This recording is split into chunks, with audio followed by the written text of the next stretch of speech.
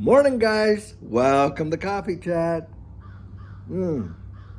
Guys, I sure hope that you had a fantastic weekend. I'll tell you what.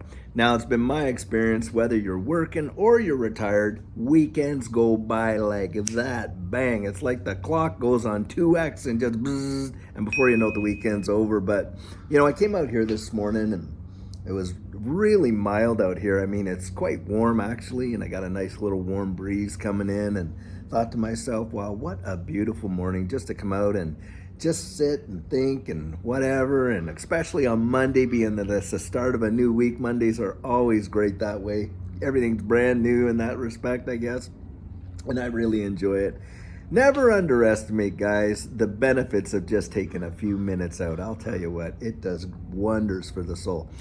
Anyhow, I got a couple articles that I read today that are really quite interesting, that's for sure. But before I share those articles, I want to share a little story. So, by and by, there was a old guy out on a beach one day. And while he was on this beach, a bazillion starfish got all washed up on the shore. And so he decided, hey, look, I'm going to try and, do something about this. He needs to start throwing these starfish into the sea. Well, meanwhile, this young kid comes along and he sees this old guy doing that and he's looking like, what the heck? And goes up to the old guy and says, what are you doing? He says, well, hey, I'm saving these starfish, just throwing them back in the sea. Kid looks up and down the coastline there and he sees millions and millions of these starfish. And he says to himself, why? What difference is it going to make? And the old guy looks at the kid, bends over, picks up a starfish, holds it in his hand for a minute and just flings it hard as he can right back out into the sea. Turns back and looks at the little kid, says, well, made a difference to that one, didn't it? Guys, I'm telling you what, don't ever underestimate that the little that you and I can do when you got a mountain of a situation, that it is not going to make any difference. I'll tell you what. Now, the first article related to that is coming out of Switzerland. And this is not being actually reported in very many news agencies or anything like that. I found this on Zero Hedge. Well, as it turns out, a group of people in Switzerland, now remember Switzerland's where Davos is and all the WEF and everything like that.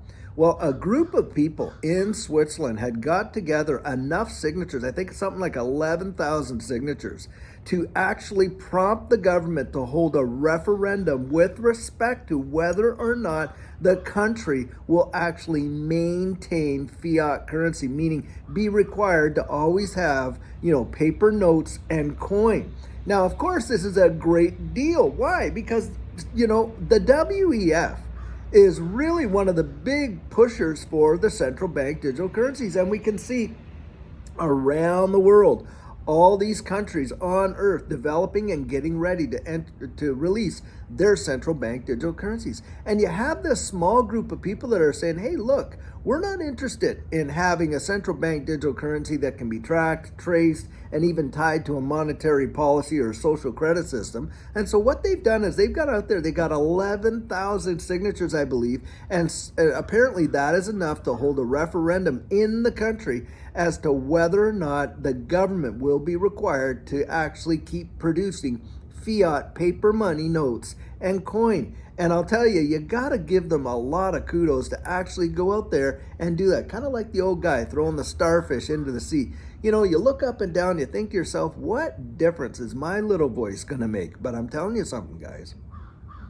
We do have a voice.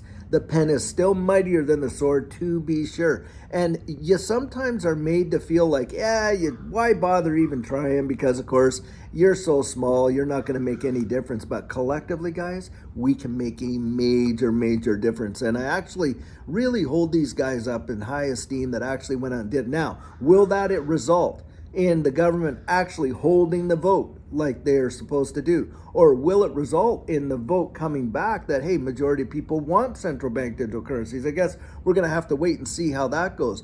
But to bring it to a point where it's actually out there and they have to deal with it, I think that is stupendous.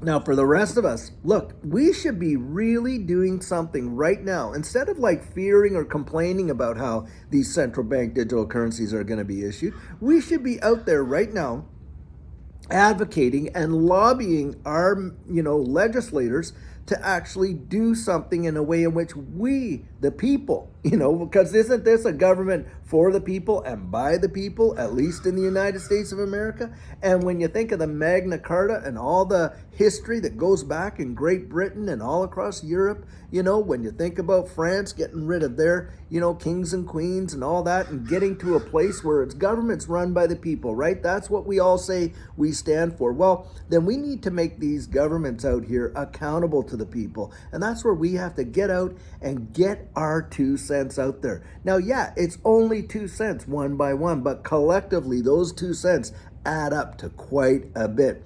And especially when you got, politicians like Elizabeth Warren out there just kind of like stomping on their oath of office like she did with Gary Gensler and all that stuff, with all that collusion there. Those people need to be voted right out of office. And we need to hold them accountable and show them, hey, look, you actually act this way, there's going to be some consequence.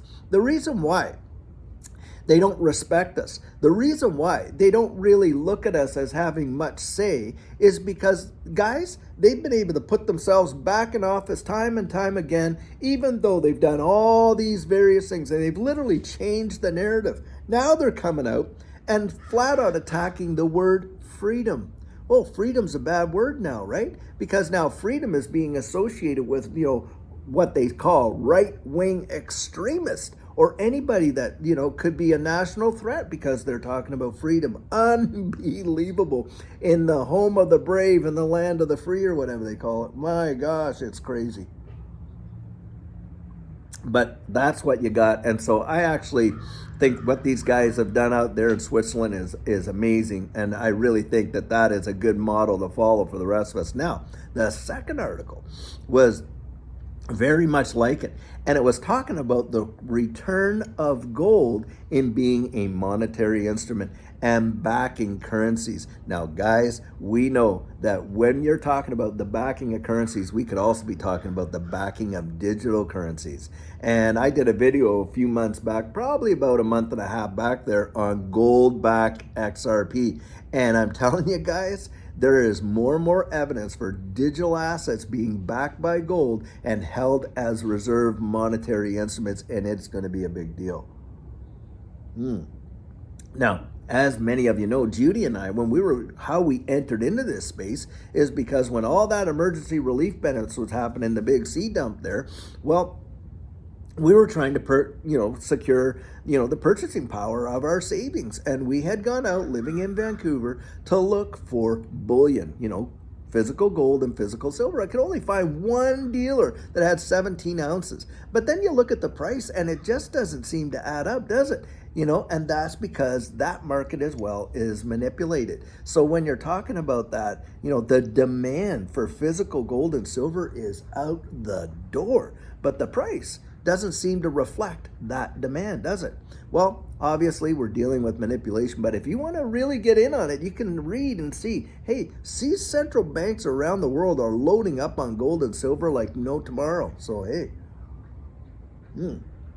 Now for us, we got into digital assets at that time, and it really did change our lives. If we had to just put our money into gold and silver and saved it there, yes, we would have saw some appreciation. Certainly we'd have secured our purchasing power, but we would have never seen the life-changing gains that we saw, because it was those digital assets and that investment and learning about that changed our lives. Now, having said that, I want to ask you guys out there, how many of you out there are looking at investing in gold and silver? And what's your rationale for doing it? And on top of that, do you think you could see a greater ROI in digital assets than you would in gold and silver? Or how are you dividing it up in terms of your exposure, percentage-wise, How much bullion would you hold versus digital assets or other asset classes or things like that? I'd be interested to actually hear that, because, a lot of people are starting to get back into holding gold and silver for sure. And I definitely believe down the road we are going to see a digital asset reserve currency backed by gold. I mean, can you imagine? When you think about it, here you've got monetary instruments, right? So those three properties of monetary: store of value, unit of account, and medium of exchange. And a lot of these digital assets have that, along with, of course, gold. Gold is historic store of value. You know, it's a unit of account because we measure it by weight, obviously, and it's a medium of exchange. I mean, look, gold has been God's money for thousands and thousands of years. Now, you couple that with the new generation of monetary instruments. Look at XRP. Well, is it a store of value? We know that it is. Unit of account? Well, 1,000,000 drops per XRP. And what about a medium of exchange? You bet your bottom dollar or your last XRP because people are using it to transact. Now, you back XRP by gold? Wow. We see something like that come out, or a digital asset that has all those properties come out like that, I think it is going to really take off in a big, big way, and it could send the price of XRP into the stratosphere if it was to take on those properties and become a reserve currency. I know people have got that out there, but we've had no real confirmation that that is in fact happening. But there's been lots of speculation, and so of course there's that option out there. Well, guys, hey, it's a beautiful Monday, and I sure hope that you're having a fantastic one. And never, ever, ever forget, your voice is not too small to make a big, big difference. Well, until later on today, I sure hope you have a good one. We have a great video planned for you. And until then, guys, take care.